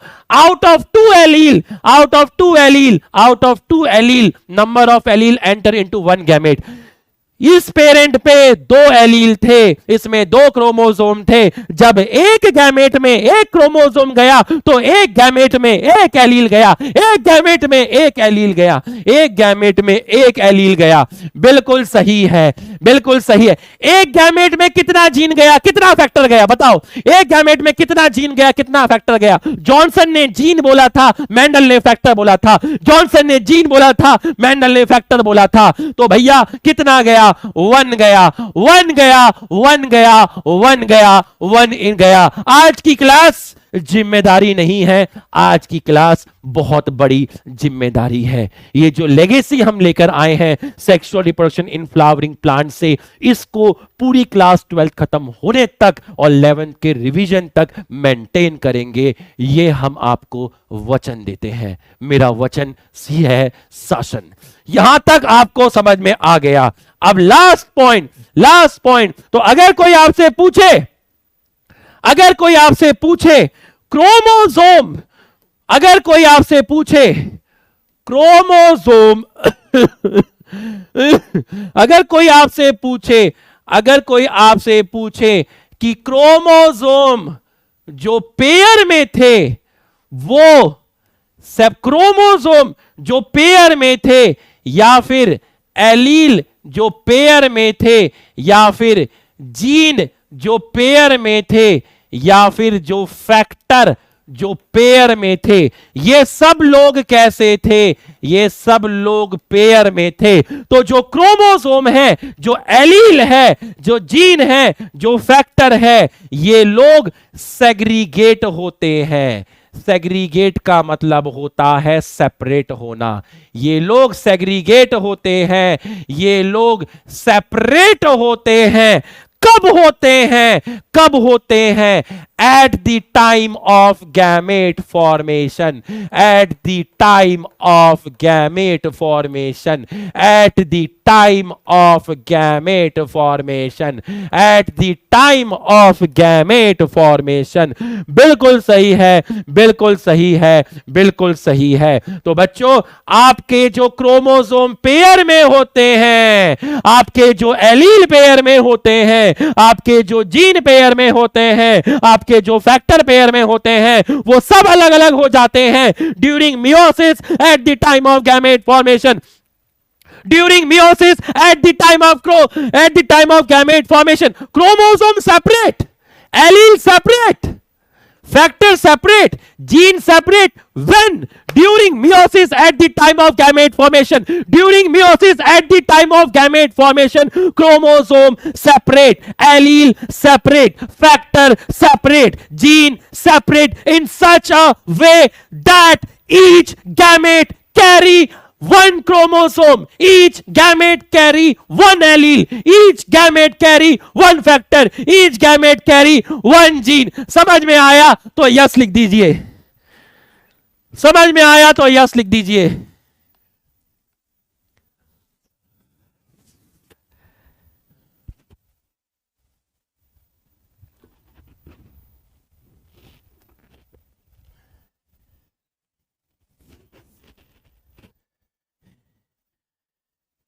क्या मांगता है रे दुनिया, सिलेक्शन मांगता है। अरे आ गया ना, बोला था ना कभी भी स्टार्टिंग के 10 मिनट में जज मत करना, मैं क्लास को धीरे धीरे लेके जाता हूं। केजीएफ क्या था, केजीएफ ऐसे ही तो था, धीरे धीरे पीक पे लेके गया। एकदम से तुम्हें जादू दिखा दिया शुरू के 10 मिनट में, मजा थोड़ी ना यार, मजा है धीरे धीरे नशा बढ़ता जाए, नशा बढ़ता जाए, जैसे हॉरर मूवी में होता है। धीरे धीरे वो आपको पीक पे लेके जाएंगे। उसके बाद भूत थोड़ी ना दिखाएंगे, एकदम से दरवाजा बंद होते हुए दिखा देंगे, एकदम से कोई दूसरे सीन पे दिखा देंगे, एकदम से चाय को बॉयल होते हुए दिखा देंगे, पानी को बॉयल होते हुए दिखा देंगे, एकदम से लाइटर को जलाया, तब आदमी डरता है। अरे भूत को देख के थोड़ी ना डरता है। खेल बनाना पड़ता है, मोमेंटम बनाना पड़ता है।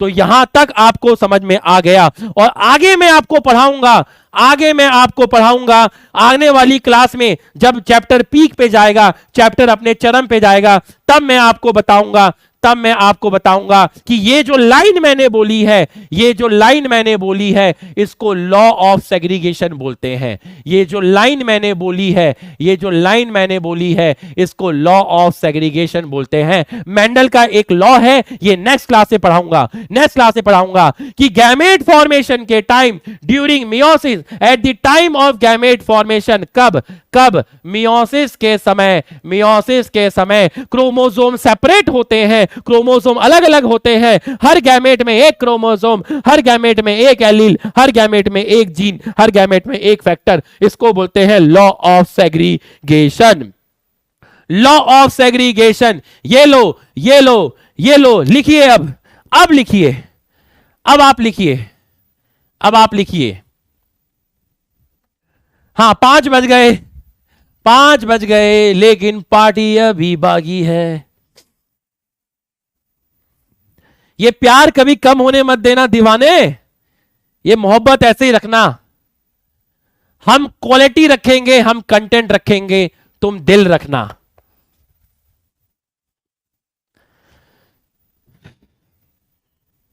भाई मुझे मुबारकबाद दे दो, कांग्रेट्स बोल दो। मेरे कमरे में एसी लग गया यार, तुमने मुझे कांग्रेट्स भी नहीं किया।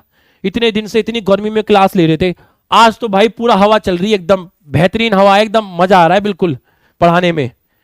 कल रात में लगा, फिर इलेक्ट्रिसिटी को वो वायर वगैरह सुबह लगा, तो भाई मतलब मजा आ रहा है, अच्छा लग रहा है मतलब। कांग्रेस करो भाई, तब और अच्छा पढ़ाएंगे, कांग्रेस करो भाई। हाँ शाबाश, बहुत बढ़िया। बहुत बढ़िया। चलो लिख लो, अब लिख लो, लिख लो। क्या है ना बच्चों, देखो मैं आपको बताता हूं, मैं मानता हूं कि आपकी नंबर ऑफ क्लासेस भी बढ़ गई है, मैं मानता हूं, है ना, इतनी क्लासेस पॉसिबल नहीं है। एक्चुअली ये जो जेनेटिक्स है ना, ये वाला जो चैप्टर है, आप सोचिए कि ये चैप्टर को खत्म कराने के लिए मुझे 22 लेक्चर मिले हैं, 22 लेक्चर मिले हैं। और ये चैप्टर ऐसा है कि बहुत ज्यादा तरीके से क्वेश्चन प्रैक्टिस करके पढ़ाना पड़ता है। तो इसलिए मेरे को ऐसा लगा कि मुझे कल एक क्लास अगर मिल जाए, भले ही वो 1 घंटे की क्लास मिले, भले ही 1 घंटे की क्लास मिले, लेकिन जितना हमने अभी तक 3 लेक्चर में पढ़ेंगे, इसके ऊपर बेस में आपको 35 बेहतरीन क्वेश्चन करा दूंगा। आप खुद सोचिए, जब आपने पहली क्लास पढ़ा था, कईयों को लगा होगा कि नॉर्मल पढ़ा, कईयों को लगा होगा तो हमें आता है, लेकिन मुझे पता था ना कि नेक्स्ट क्लास में क्या सैलाब लाना है। हर चीज बेसिक से स्टार्ट की जाती है।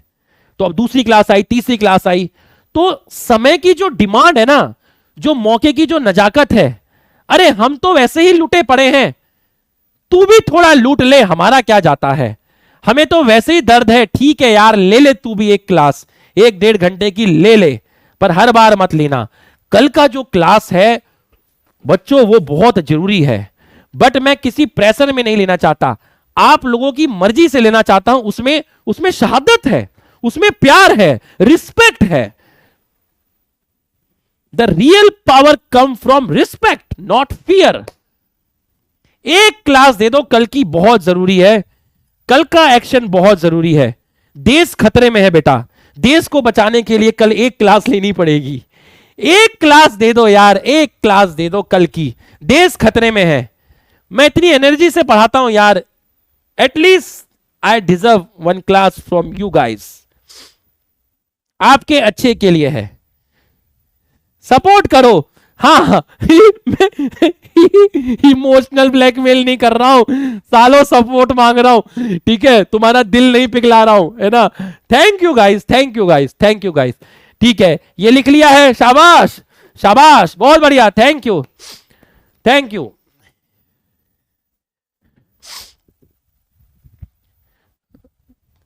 लिख लिया, थैंक यू बेटा, थैंक यू, डन डन। देश सच में खतरे में है, देश को रुपेश चौधरी बचाएगा कल एक क्लास लेके, डन डन। आगे बढ़ू, आगे बढ़ू।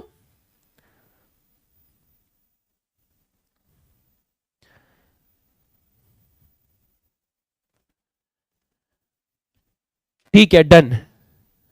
अभी एनसीईआरटी के पेज पे जहां ट्रू ब्रीडिंग वर्ड लिखा है, वहां पर एक लाइन और लिखी है, सेल्फ पॉलिनेशन स्टेबल ट्रेट, जो मैंने भी आपको एक्सप्लेन नहीं की है, वो लाइन मैंने भी आपको वो वर्ड्स एक्सप्लेन नहीं किए हैं। कॉन्टिन्यूअस सेल्फ पॉलिनेशन, एनसीईआरटी में जिस पेज पे ट्रू ब्रीडिंग लिखा है, वहीं पर नीचे कॉन्टिन्यूअस सेल्फ पॉलिनेशन भी लिख, सेल्फ पॉलिनेशन स्टेबल ट्रेट, वो मैं भी आपको एक्सप्लेन करूंगा, उसका भी समय नहीं आया है, अभी उसका समय आएगा, वो मैं आपको एक्सप्लेन करूंगा, अभी एक्सप्लेन करूंगा, अभी मैं एक्सप्लेन करूंगा। जल्दी से ये भी लिख लीजिए, जल्दी से लिख लीजिए, जल्दी से लिख लीजिए, 5:06 हो गए हैं, जल्दी से लिख लीजिए।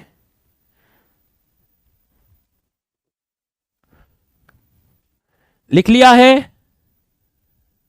डन। कभी किसी स्लाइड को मैं थोड़ा जल्दी टर्न कर दूं, काफी लोग लिख लेते हैं, कुछ लोग नहीं लिख पाते हैं, तो उस पर नाराज नहीं होइएगा। लिखो लिखो, जल्दी लिखो।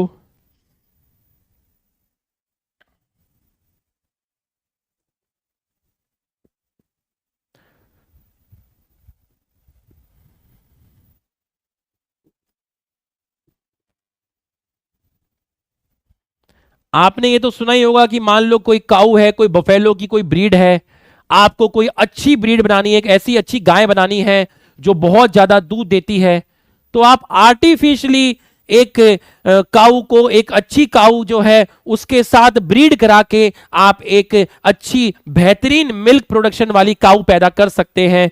जैसे कि साहिवाल काऊ जो है, जो पंजाब में है, वो इसी तरीके से बनाई गई थी, वो इसी तरीके से बनाई गई थी कि एक अच्छी जो ब्रीड है उसके साथ उन्होंने क्रॉस कराया और एक नई काऊ प्रोड्यूस की, जिसको आप साहिवाल काऊ बोलते हैं, जो पंजाब में है। Noted noted noted. ये लो, इसको भी लिख लीजिए, इसको भी लिख लीजिए, फटाफट लिख लीजिए, फटाफट लिख लीजिए।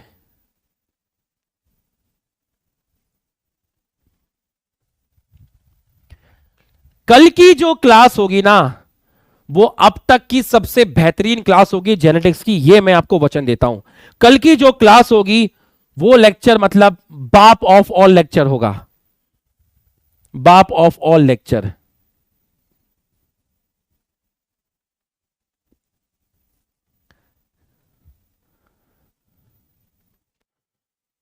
लिख लीजिए, जल्दी जल्दी लिख लीजिए। 70% तो आप तब लिख लेते होंगे जब मैं आपको समझाता हूं।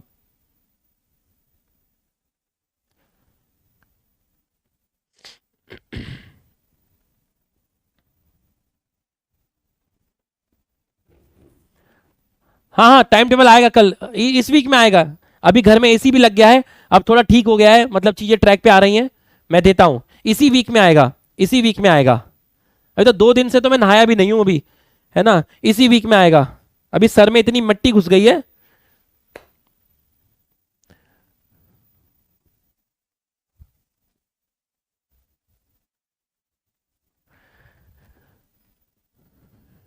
टाइमिंग कल का 4 बजे का है, 4 बजे का है, 4 बजे का है।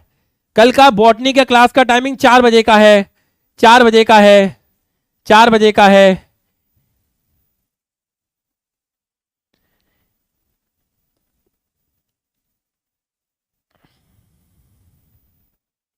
Done done.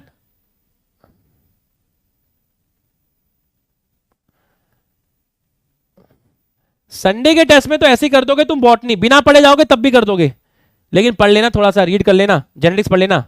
जितना मैंने पढ़ाया, जितना मैंने नोट्स में पढ़ाया, इसके बाहर कुछ नहीं आएगा। जितना मैंने नोट्स में पढ़ाया इसके बाहर कुछ नहीं आएगा। जितना मैंने नोट्स में पढ़ाया इसके बाहर कुछ नहीं आएगा। यही सिलेबस है, यही सिलेबस रहेगा जितना मैंने नोट्स में पढ़ाया। ये लो, इसको भी लिख लो, इसको भी लिख लो, इसको भी लिख लो।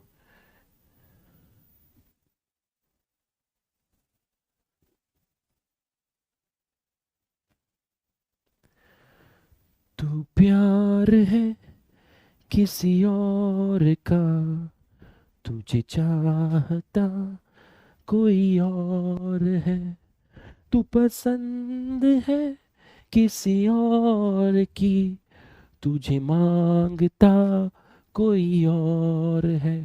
Done done done done done done डाला सॉन्ग लिख लो, जल्दी से लिख लो, जल्दी से लिख लो।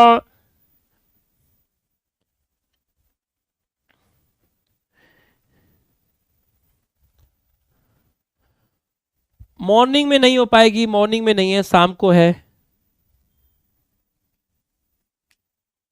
शाम को है, 4 बजे है। अब तो आदत सी है मुझको 4 बजे आने में। डन डन डन डन, ये लो, इसको उतार लो, जल्दी से उतार लो। इसके बाद और है, जल्दी से उतार लो, जल्दी से उतार लो। 5:10 हो गए हैं, जल्दी से उतार लो, जल्दी जल्दी।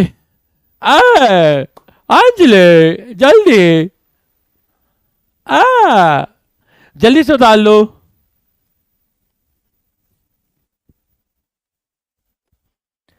हाँ, एनसीईआरटी भी रीड करेंगे, एनसीईआरटी भी रीड करेंगे, कल की क्लास में एनसीईआरटी भी रीड करेंगे। बट आज जाके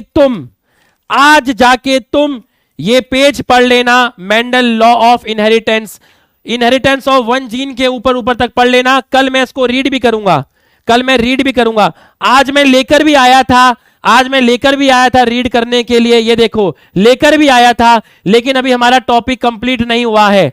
लेकिन आप घर पे रीड करना, दिक्कत नहीं होगी। कल मैं रीड करूंगा, कल मैं रीड करूंगा, कल मैं रीड करूंगा। आज आप रीड करोगे, कल मैं रीड करूंगा। अब आप रीड कर सकते हो, आपको दिक्कत नहीं होगी। आज आप रीड करोगे, कल मैं रीड करूंगा, कल मैं रीड करूंगा, घबराना नहीं। कल की क्लास बाप ऑफ ऑल लेक्चर है। लिखो, जल्दी लिखो।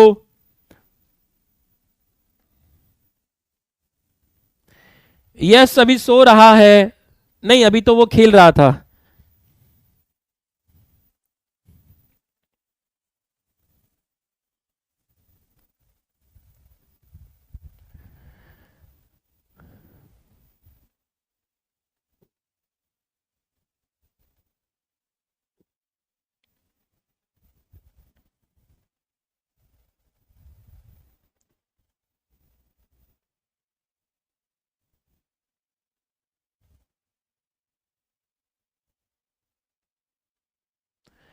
स्कूल का भी करूंगा मैं, ये वीक में सब हो जाएगा।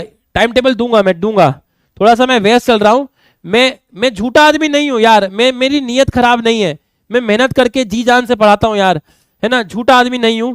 थोड़ा मैं फैमिली मैन हूं यार, थोड़ा सा ना मतलब हो जाता है यार, है ना। लेकिन तुम नाराज मत होना यार, मैं तुम्हें जो भी पढ़ाऊंगा खतरनाक पढ़ाऊंगा। मैं टाइम टेबल का करता हूं, टाइम टेबल का करता हूं। और वो जो क्वेश्चन बचे थे उसकी आंसर की भी देता हूं, इस वीक में दूंगा। इस वीक में मैं उसकी आंसर की दूंगा, टाइम टेबल का भी बताऊंगा। और क्या क्या काम था मैं करता हूं बेटा, है ना। बस नाराज मत होना यार, है ना, नाराज मत होना। मैं करता हूं यार, करूंगा मैं। स्कूल का बताऊंगा कैसे मैनेज करना है, मैं बताऊंगा। ये वीक में हो जाएगा, ये वीक में हो जाएगा, नाराज मत होना। करता हूं मैं, करूंगा मैं, करूंगा मैं, करूंगा। अभी वो खेल रहा है बेटा, उसको बाद में लाएंगे, है ना। जल्दी जल्दी क्लास में नहीं लाएंगे, 1-2 महीने में लाया करेंगे, है ना। अब 1 महीने बाद उसको लाएंगे।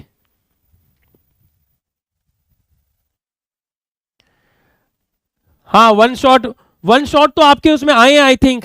एनसीईआरटी का वो डलवाया गया है, और माइंड मैप, और क्या है माइंड गेम, क्या है वो, हाँ माइंड मैप, वो भी आया है आपके उसमें, है ना। तो आप उसको भी देखिए, मैं भी आपको दूंगा, मैं भी आपको दूंगा। चलो डन, डन, आगे बढ़े, done done done done done. ये लो, इसको भी लिखो, जल्दी से लिखो, जल्दी से लिखो, 2 मिनट के अंदर लिखो, 2 मिनट के अंदर। उसके बाद मेरे को चाहिए, उसके बाद बाकी के 13 मिनट मुझे चाहिए। जल्दी से लिख लो, जल्दी से लिख लो, जल्दी से लिख लो, जल्दी से लिख लो।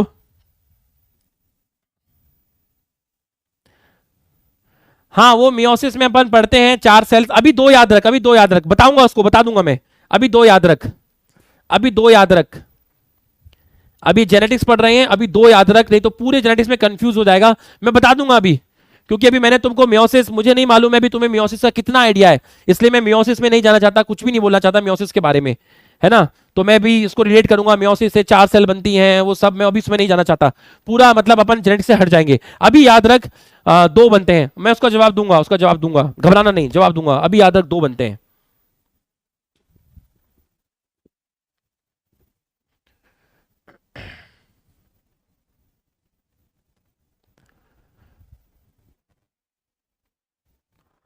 वो कहानी थोड़ी अलग है। मियोसिस 1 में क्रोमोसोम का नंबर हाफ होता है, मियोसिस 2 में क्रोमोसोम का नंबर सेम होता है, वो थोड़ी कहानी अलग है, ठीक है। अभी ये याद रखना। हाँ भाई, लिख लिया। अब मेरे को बोर्ड दे दो, मुझे बोर्ड दे दो, मुझे करने दो, अब मुझे करने दो। जो थोड़ा बहुत इस स्लाइड का रह गया होगा, जो थोड़ा बहुत रह गया होगा, इसी स्लाइड का रह गया होगा, एक ही स्लाइड का रह गया होगा, ये तो घर पे लिख लेना, एक ही स्लाइड की बात है। बाकी में देखो मैंने आपको पूरा टाइम दिया।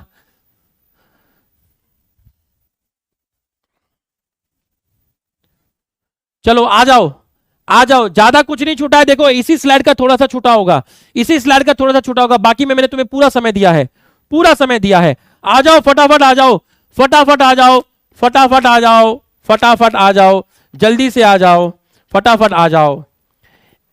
Inheritance of one gene.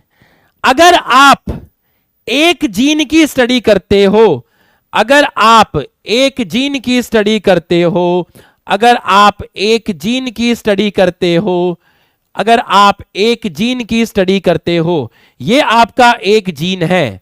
Study of one gene, अगर आप एक जीन की स्टडी करते हो, एक जीन की स्टडी करते हो, स्टडी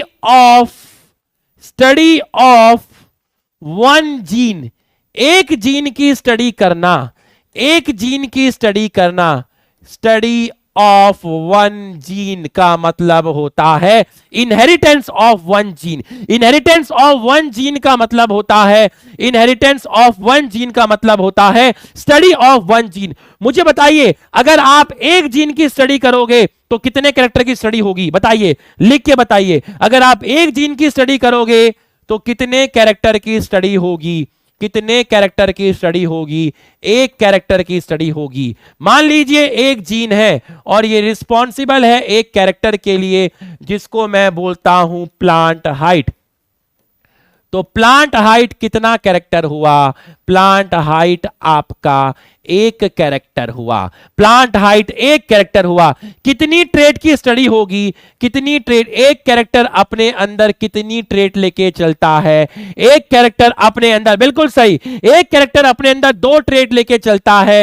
एक को बोलते हैं टॉल और दूसरे को बोलते हैं ड्वार्फ। तो आपने कितनी ट्रेट की स्टडी करी, आपने 2 ट्रेट की स्टडी करी, टॉल हो गया और आपका हो गया ड्वार्फ, टॉल हो गया और ड्वार्फ। एक जीन की स्टडी करना, एक जीन की स्टडी करना, एक जीन की स्टडी करना, या फिर एक कैरेक्टर की स्टडी करना, या 2 ट्रेट की स्टडी करना, इसको आप बोलते हैं मोनोहाइब्रिड क्रॉस, मोनोहाइब्रिड क्रॉस।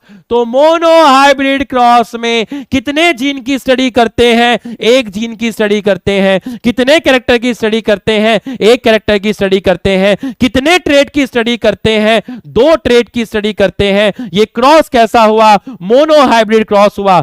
बच्चों यहां पर एक पॉइंट रह गया था, एक पॉइंट रह गया था, टाइप ऑफ गैमेट। एक पॉइंट देखिए एक्सप्लेन नहीं हुआ, वो रह गया, भूल गया होगा। टाइप ऑफ गैमेट बताइए, इस पेरेंट से कितने टाइप के गैमेट बने? टाइप बताइए, यही सिलेक्शन डिसाइड हो जाएगा। कितने टाइप के गैमेट बने, एक या दो? नंबर दो है, टाइप कितने हैं? नंबर दो है, टाइप कितने हैं? कितने टाइप के गैमेट बने? कितने टाइप के गैमेट बने? कितने टाइप के गैमेट बने? कितने टाइप के गैमेट बने? एक या दो? एक या दो? एक या दो? टाइप बताइए, नंबर नहीं, नंबर नहीं, टाइप। टाइप बोल रहा हूं। अरे एक ही टाइप के गैमेट है, यहां पर भी एलील कैपिटल टी है, इस गैमेट में भी एलील कैपिटल टी है। बिल्कुल सही, बिल्कुल सही। नंबर दो है, टाइप एक है। ये गैमेट और ये गैमेट, दोनों गैमेट सेम है। Both are same, both are same. दोनों गैमेट सेम है, क्योंकि दोनों गैमेट में कैपिटल टी है, तो टाइप ऑफ गैमेट जो बना वो एक बना। टाइप ऑफ गैमेट जो बना वो एक बना। तो आप मुझे बताइए, मोनो हाइब्रिड क्रॉस के अंदर कितना समय है? 5-20। मोनो हाइब्रिड क्रॉस के अंदर 2 ट्रेड की स्टडी होती है, एक कैरेक्टर की स्टडी होती है, एक जीन की स्टडी होती है। शादी करवाने के लिए मुझे कितने प्लांट चाहिए? मुझे कितने पेरेंट चाहिए? मुझे 2 पेरेंट चाहिए। एक को मैं बोलूंगा मेल पेरेंट और एक को मैं बोलूंगा फीमेल पेरेंट। तो मुझे 2 मेल पेरेंट नहीं चाहिए, मुझे नंबर ऑफ पेरेंट कितने चाहिए? मुझे नंबर ऑफ पेरेंट चाहिए कितने? मुझे नंबर ऑफ पेरेंट चाहिए कितने? 2। एक मेल पेरेंट चाहिए और एक फीमेल पेरेंट चाहिए। मुझे प्लांट की कितनी वैरायटी चाहिए? मुझे प्लांट की 2 वैरायटी चाहिए। मुझे प्लांट की 2 वैरायटी चाहिए। बिल्कुल सही है, बिल्कुल सही है। अब आप ध्यान से समझिएगा, अब आप ध्यान से समझिएगा, पूरा का पूरा फोकस करिएगा, पूरा का पूरा फोकस करिएगा। मुझे शादी करवाने के लिए 2 पेरेंट चाहिए, एक मेल पेरेंट चाहिए, एक फीमेल पेरेंट चाहिए। मुझे मटर के कितने प्लांट चाहिए? मुझे मटर के 2 प्लांट चाहिए, एक मेल प्लांट चाहिए, एक फीमेल प्लांट चाहिए। मुझे क्रॉस पोलिनेशन करवाने के लिए मटर के कितने प्लांट चाहिए? 2 चाहिए, एक मेल वेराइटी, एक फीमेल वेराइटी। तो वेराइटी कितनी हो गई? 2। पेरेंट कितने हो गए? 2। अब यहां देखिएगा, पूरा फोकस करिएगा, बहुत ज्यादा फोकस करिएगा, बहुत ज्यादा फोकस करिएगा। ये है मेल पेरेंट, ये है आपका मेल पेरेंट। मेल को रिप्रेजेंट करते हैं इस वाले साइन से, और ये है आपका फीमेल पेरेंट, ये है आपका फीमेल पेरेंट। दोनों के दोनों डिप्लॉयड हैं। ये मैं आपको पढ़ाने जा रहा हूं मोनो हाइब्रिड क्रॉस। ये आप पढ़ने जा रहे हैं mono hybrid cross, mono hybrid cross. तो आप जो पढ़ने जा रहे हैं वो है mono hybrid cross. Male parent, female parent, chromosome pair में है। मेल पेरेंट कैसा है? मेल पेरेंट ट्रू ब्रीडिंग है।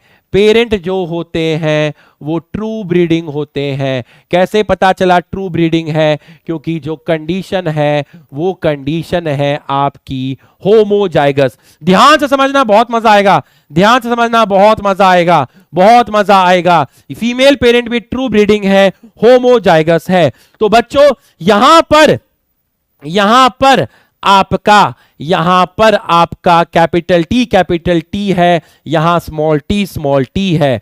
तो बच्चों यहां पर आपका कैपिटल टी है, यहां पर स्मॉल टी है। ये जो प्लांट है, ये जो पेरेंट है, ये पेरेंट है आपका होमोजाइगस टॉल। ये है पेरेंट आपका होमोजाइगस टॉल। ये पेरेंट है आपका होमोजाइगस टॉल, ये पेरेंट है होमोजाइगस टॉल। और ये जो पेरेंट है, ये पेरेंट है होमोजाइगस ड्वार्फ। अब इनकी शादी करवानी है। कितने पेरेंट हो गए? 2 पेरेंट हो गए। कितने मटर के प्लांट हो गए? 2। ये मेल है, ये फीमेल है। इनकी शादी करवानी है। याद रखना, इससे कितने गैमेट बनेंगे? 2 गैमेट बनेंगे। बट कितने टाइप के बनेंगे? कितने टाइप के बनेंगे? 1 बनेंगे। तो बच्चों जब भी 2 सेम हो तो आप इसमें से आप इसमें से एक निकाल देना, आप इसमें से एक निकाल देना। तो बच्चों अब यहां पे जो गैमेट बने, यहां पे जो गैमेट बना, यहां पर जो आपका गैमेट बना, ये रहा आपका गैमेट, ये रहा आपका गैमेट। और इस गैमेट के अंदर हर एक गैमेट में एक क्रोमोसोम जाएगा, हर एक गैमेट में एक क्रोमोसोम जाएगा। तो बच्चों यहां से दो गैमेट बनने थे, बट मैंने एक ही गैमेट बनाया क्योंकि दोनों गैमेट सेम टाइप के हैं। जब दोनों गैमेट सेम टाइप के हो तो आप एक ही बार लिखिएगा, जब दोनों गैमेट सेम टाइप के हो तो आप एक ही बार लिखिएगा। तो ये 2n से क्या हो गया, n हो गया। यहां से दो गैमेट बनेंगे, ऐसी दो सेल बनेगी, एक सेल में एक क्रोमोसोम जाएगा जिसपे कैपिटल टी होगा, दूसरे सेल में दूसरा क्रोमोसोम जाएगा जिसपे कैपिटल टी होगा। जब दोनों सेम टाइप के गैमेट बने तो आप एक ही बार लिखना, कैलकुलेशन इजी होती है, कैलकुलेशन इजी होती है। यह चीज आपको समझ में आई तो यस लिखिए, यह चीज आपको समझ में आई तो यस लिखिए। यह है आपका गैमेट, ये है आपका गैमेट। और यहां से जो गैमेट बनेगा, यहां से जो गैमेट बनेगा वो गैमेट आपका बनेगा ये वाला। और यहां आप लिखेंगे स्मॉल टी, यहां आप लिखेंगे स्मॉल टी, तो यहां आप लिखेंगे स्मॉल टी। तो ये चीज अगर आपको समझ में आई तो यस लिखिए। यहां से दो गैमेट बनने थे, दोनों इसी तरह के बनने थे। जब दोनों सेम बने तो एक बार लिख लो, जब दोनों सेम बने एक बार लिख लो, कैलकुलेशन आसान हो जाती है। तो 2n से n और n से n। अब आन मिलो सजना, आ गई है मिलन की घड़ी, फर्टिलाइजेशन करवा दो, फर्टिलाइजेशन करवा दो। तो जब आप फर्टिलाइजेशन करवाओगे, जब आप फर्टिलाइजेशन करवाओगे, जब आप फर्टिलाइजेशन करवाओगे, यहां से फर्टिलाइजेशन करवा दो, इन दोनों गैमेट को मिला दो, आओ तुम दोनों के दोनों मिल जाओ, फर्टिलाइजेशन करवा दो, फर्टिलाइजेशन करवा दो। ये रहा गैमेट, बिल्कुल सही है। और ये रहा आपका दूसरा गैमेट। दोनों गैमेट आपके साथ आ गए, दोनों गैमेट आपके साथ आ गए, दोनों गैमेट आपके साथ आ गए। तो बताओ कंडीशन कैसी हो गई? कंडीशन हो गई आपकी 2n, आपका बन गया है जाइगोट, आपका बन गया जाइगोट, मतलब नेक्स्ट जनरेशन आ गई। और यहां आपने क्या करवाया? फर्टिलाइजेशन करवाया। तो आप बस मुझे इतना बता दो, यही सिलेक्शन हो जाएगा। ये जो प्लांट बना, ये जो प्लांट बना, ये जो प्लांट बना, अगर इसको शॉर्ट में लिखें तो ये प्लांट था कैपिटल टी, कैपिटल टी। ये प्लांट था स्मॉल टी, स्मॉल टी। एक कैपिटल टी एक क्रोमोसोम पर, एक कैपिटल टी एक क्रोमोसोम पर, स्मॉल टी एक क्रोमोसोम पे, स्मॉल टी एक क्रोमोसोम पे। और गैमेट में आया आपका कैपिटल टी, मतलब यहां से आपका गैमेट में आया कैपिटल टी, यहां से आपका गैमेट में आया स्मॉल टी। उसको ढंग से बताया, इसके अंदर बताया, इसके अंदर बताया। ये और ये सेम है, यहां क्रोमोसोम पे बताया, यहां डायरेक्ट बताया। तो जो प्लांट मिला वो मिला capital T small T, capital T small T. तो आप देखिए यहां से गैमेट आया कैपिटल टी, ये देखिए इसको बिना क्रोमोसोम के दिखाएंगे तो ऐसे दिखाएंगे। यहां से गैमेट आया, एक क्रोमोसोम आया स्मॉल टी, बिना क्रोमोसोम के दिखाएंगे तो स्मॉल टी से स्मॉल टी आया। यहां क्रोमोसोम पे दिखाएंगे तो एक स्मॉल टी आया, दोनों को मिलाया जाइगोट बन गया। तो ये जो जनरेशन आपकी आई है, ये जो जनरेशन आपकी आई है, इसको बोलते हैं F1 जनरेशन, इसको बोलते हैं F1 जनरेशन। और F1 का मतलब होता है, F का मतलब होता है फीलियल, और फीलियल वर्ड ऑफस्प्रिंग के लिए लिया जाता है। ये वर्ड यूज किया जाता है ऑफस्प्रिंग के लिए, ये वर्ड यूज किया जाता है ऑफस्प्रिंग के लिए। तो बच्चों मुझे बस ये बताओ कि जब आप होमोजाइगस टॉल और हेट्रोजाइगस टॉल की शादी करवाते हो, होमोजाइगस टॉल और हेट्रोजाइगस टॉल की जो शादी करवाई, तो जिससे जो प्लांट मिले वो प्लांट कैसे मिले? वो प्लांट मिले आपको होमोजाइगस टॉल, सॉरी वो प्लांट आपको मिले हेट्रोजाइगस टॉल। कैसे प्लांट मिले? कैसे प्लांट मिले? वो प्लांट आपको मिले हेट्रोजाइगस टॉल। क्या ये ट्रू ब्रीडिंग है? क्या ये ट्रू ब्रीडिंग है? ये ट्रू ब्रीडिंग नहीं है, क्योंकि ये हेट्रोजाइगस कंडीशन है, क्योंकि ये हेट्रोजाइगस कंडीशन है। तो बच्चों, आपने एक पेरेंट लिया जो होमोजाइगस टॉल था, जो ट्रू ब्रीडिंग था। यहां आपने एक पेरेंट लिया जो होमोजाइगस ड्वार्फ था, जो ट्रू ब्रीडिंग था। यहां से गैमेट बना, तो यहां से दो गैमेट बनने थे। एक गैमेट में एक क्रोमोसोम जाता, दूसरे पे एक क्रोमोसोम जाता, उस पे भी कैपिटल टी होता, इसमें भी कैपिटल टी होता। बट सेम टाइप के गैमेट बनते हैं तो हम दो बार नहीं लिखते, एक बार लिखते हैं। यहां पर भी सेम ऐसे ही किया, गैमेट में फर्टिलाइजेशन करवाया तो जाइगोट बना, बच्चा पैदा हुआ, और ये जो बच्चा बना, ये जो प्लांट बना, ये प्लांट बनेगा हेट्रोजाइगस टॉल। क्या ये ट्रू ब्रीडिंग है? Not true breeding, not true breeding. ये आपका ट्रू ब्रीडिंग नहीं है, क्योंकि ये हेट्रोजाइगस कंडीशन है, ये हेट्रोजाइगस कंडीशन है। अब मेरी बात को समझिएगा, एनसीईआरटी में यहां पे जो लिखा है मेंडल लॉ ऑफ इनहेरिटेंस, यहां पर एक लाइन लिखी हुई है, a true breeding line is one that having undergone continuous cell pollination show the stable trait inheritance expression for several generation। ये लाइन आपको कल की क्लास में समझाई जाएगी, क्योंकि अभी समय हो गया है, ये कंप्लीट नहीं हुआ है। मैं आपको वार्निंग देता हूं, आप इनहेरिटेंस ऑफ वन जीन छूने की कोशिश भी मत करना, ये आपके टेस्ट में भी नहीं आ रहा है। इनहेरिटेंस ऑफ वन जीन छूने की कोशिश मत करना, ये आपके टेस्ट में भी नहीं आ रहा है। कल मैं आपको एनसीईआरटी के ये दोनों पेज कवर कर दूंगा। कल मैं आपको एनसीईआरटी का ये वाला भी पढ़ा दूंगा, ये भी पढ़ा दूंगा, और ये भी पढ़ा दूंगा। 3 पेज आपको एनसीईआरटी के पढ़ा दूंगा कल, लेकिन आप इसको छूने की कोशिश मत करना। और इसमें ये जो लाइन मैंने अभी आपको बोली, ये लाइन आप मत पढ़ना, ये लाइन आप मत पढ़ना। अगर आपको आज की क्लास समझ में आई, आपको आज की क्लास से मजा आया, तो हमारे सम्मान में एक बार दिल बना दीजिए। अगर आपको लगा कि आज की क्लास अच्छी थी तो एक बार दिल बना दीजिए। कल की जो क्लास है वो बाप ऑफ ऑल लेक्चर है। कल की क्लास तबाही नहीं है, सुनामी है। और बिलीव करिएगा, कल जो क्लास होगी सब मतलब मजा आ जाएगा, एकदम मजा आ जाएगा। तो हम फिर मिलेंगे, अपना ख्याल रखिएगा। हम फिर मिलेंगे, कल ही मिलेंगे, फिर मिलेंगे। पूरी जान से पढ़ाऊंगा, जो मैंने आपको बोला एनसीईआरटी में उसको छूना मत। कल मैं एनसीईआरटी लगाऊंगा, एनसीईआरटी रीड करवाऊंगा, मैं करवाऊंगा। एक क्लास का वेट करना। चैप्टर ऐसा नहीं है कि पहली क्लास में सारी चीजें समझ में आ जाएंगी। You are dealing one of the most dangerous guy in the world. No, I'm not talking about Rocky. I'm talking about NCERT principle of inheritance and variation. आज जाऊंगा तभी तो कल आऊंगा। कल मिलेंगे। Thank you.